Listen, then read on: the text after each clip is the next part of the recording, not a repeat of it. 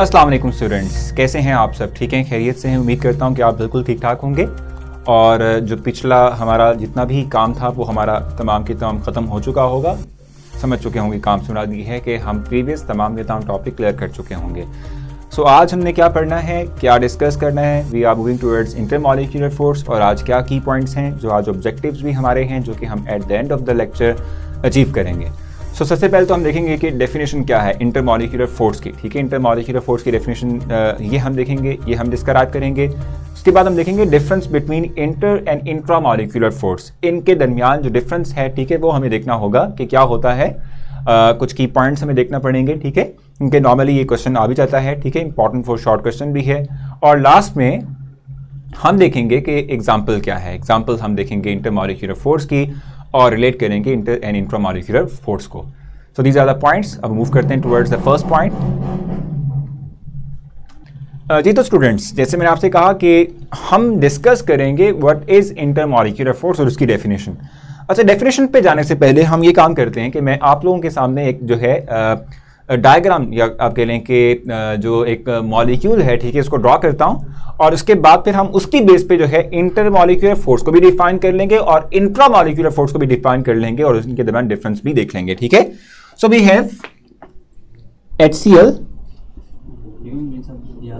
Hydrochloric acid. ठीक है, आप ये बात जानते हो कि halogens are more electronegative as compare to hydrogen. So चूंकि हम ये बात कहते हैं कि जी it is more electronegative as compare to hydrogen, तो इसकी वजह से हम कहते हैं कि इस पे क्या होगा, हम कहते हैं कि इसके ऊपर यानी कि जो हैलोजन एटम है that will carry partial negative charge and hydrogen will carry partial positive charge. It's very obvious, ठीक है, क्वाइट इजी। अच्छा देखो, हमारे पास सिर्फ ऐसे सिस्टम के अंदर एक ही मॉलिक्यूल तो नहीं होगा ना। We have hundreds of thousands of molecules of hydrochloric acid, जो सिस्टम हमारा है उसके अंदर। ठीक है, सो क्या होगा, we have another hydrochloric acid molecule as well, ये देख लें। अब इसके ऊपर भी क्या है, हाइड्रोजन चूंकि less electronegative as compare to chlorine, और इलेक्ट्रोनेगेटिविटी का कॉन्सेप्ट आप पढ़कर आ चुके हैं कि इसका मतलब होता है कि the ability to attract the shared pair of electron towards itself. ठीक है, सो क्लोरीन की ये एबिलिटी ज्यादा है, तो ये इलेक्ट्रॉन अपनी तरफ खींचेगी स्ट्रांगली, जिसकी वजह से क्या होगा, it will carry partial negative charge and hydrogen will carry partial positive charge. ठीक हो गया।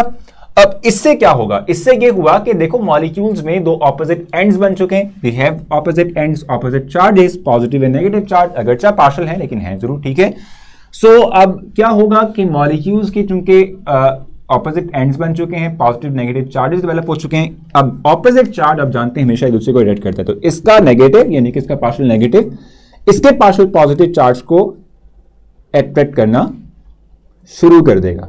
क्या करेगा, अट्रैक्ट करना शुरू कर देगा। ठीक है, और ये जो डॉटेड लाइन से मैंने शो किया हुआ है, ठीक है, ये है अट्रैक्शन की force between the partial negative charge of one molecule and the partial positively charge hydrogen of the other molecule. ठीक है, ये जो डॉटेड लाइन से मैंने शो की है ना, इसको हम कहते हैं, it is called intermolecular force. आगे ना बात,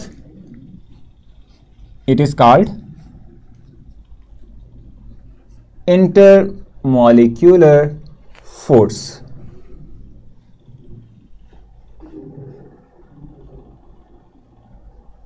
इसे क्या कहते हैं, इट इज कॉल्ड द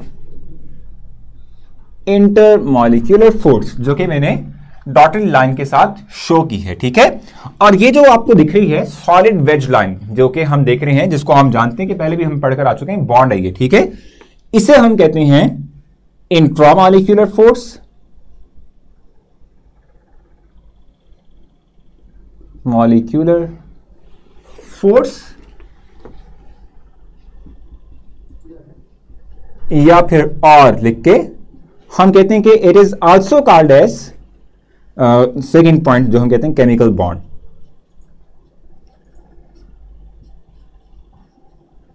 ठीक हो गया, तो अब तमाम चीजें क्लियर हो चुकी हैं, आई थिंक सो। ठीक है, फिर भी डेफिनेशन राइट करते हैं। So what is intermolecular force, अभी आपने देख भी लिया। ठीक है, द फोर्स ऑफ attraction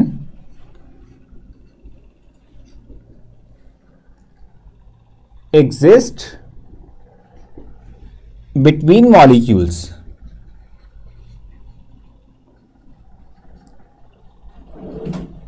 ठीक है। यानी कि वो फोर्स ऑफ अट्रैक्शन के जो मॉलिक्यूल्स के दरमियान मौजूद होती है, इसे हम कहते हैं it is called the intermolecular force.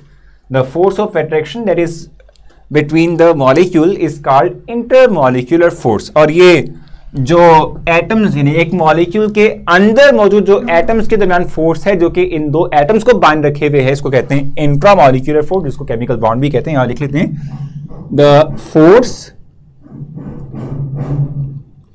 Of attraction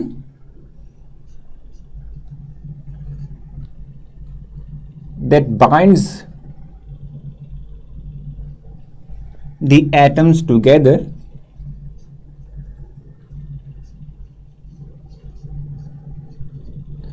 in a compound।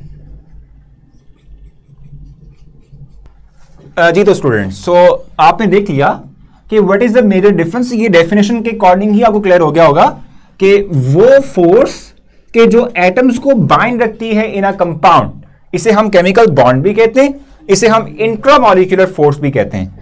और वो फोर्स के जो मॉलिक्यूल के दरमियान है, इसे हम कहते हैं it is called the intermolecular force. एक तो ये डेफिनेशन के हिसाब से डिफरेंस है। और डिफरेंस देखते हैं, हम कहते हैं कि this force is weaker but that force is stronger. अब मैं उसकी रीजन भी दूंगा आप लोगों को। ये फोर्स क्या है? वीकर है, ये वीकर फोर्स है, ठीक हो गया। लेकिन ये फोर्स जो है दैट इज स्ट्रॉन्गर।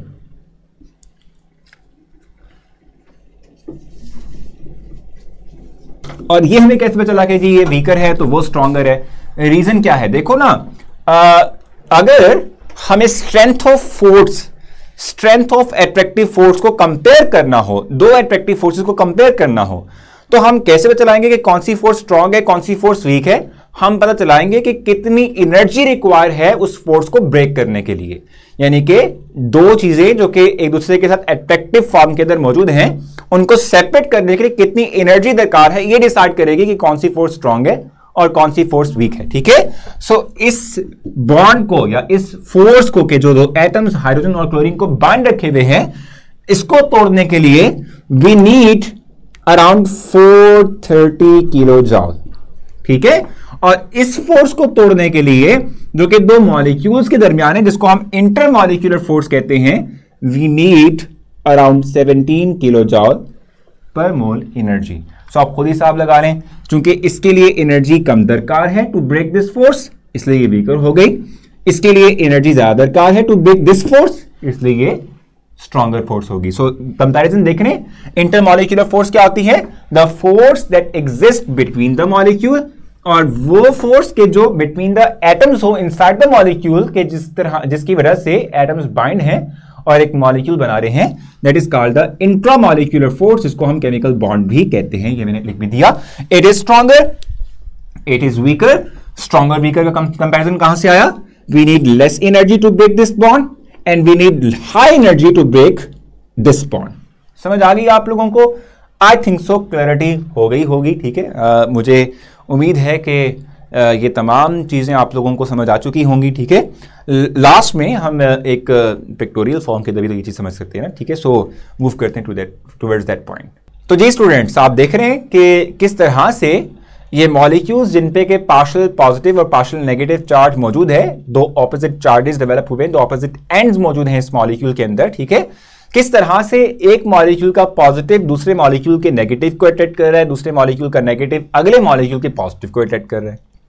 ठीक है, और अभी हमने आगे जाके जो है इंटरमॉलिक्यूलर फोर्सेस में दो फोर्सेस पढ़नी भी हैं, डायपोल डायपोल फोर्स पढ़नी और हाइड्रोजन बॉन्डिंग पढ़नी है। ठीक है, सो ये यहां पर शो भी कर रहा है कि ये जो चार्जेस परमानेंटली मौजूद हैं, पॉजिटिव एंड नेगेटिव चार्ज, इनके दरमियान की जो फोर्स है that is much more stronger. ठीक है, और स्ट्रॉन्गर होने की वजह से हम देख रहे हैं कि परमानेंटली यहाँ पे मौजूद है, ये टूट भी नहीं रही, बाजू का टूट जाती है, कुछ मॉलिक्यूल चले जाते हैं। क्योंकि देखो ना, हम जानते हैं कि अगर हम बात करेंगे गैस की या लिक्विड की बात करेंगे, they are always in random motion. ठीक है, क्योंकि रैंडम मोशन में होते हैं, स्टैटिक नहीं रहते, क्योंकि काइनेटिक एनर्जी है, सो इसलिए मूव करते हैं। सो डेवलप होगी इंटरमॉलिक्यूलर फोर्स, फिर ब्रेक होगी, फिर डेवलप होगी, फिर ब्रेक होगी, फिर डेवलप होगी और फिर ब्रेक होगी।